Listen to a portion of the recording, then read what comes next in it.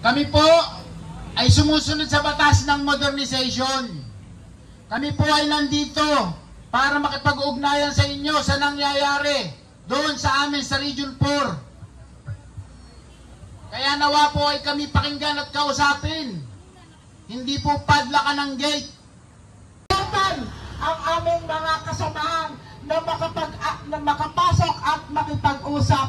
Kami naman po ay mga tao rin na naririto sa labas at ipinangangako namin na hindi po kami papasok lahat. Yun lamang pong kailangan namin na ang aming mga opisyal ay makapasok at makipag-usap sa ating chairman upang maisaayos sa mga problemang ito. Bakit kayo ay nagbibingi-bingihan at bakit hindi ninyo naririnig ang mga nais na mga pangkaraniwang mamamayan? Nagpadlak pa kayo, hindi naman kami papasok.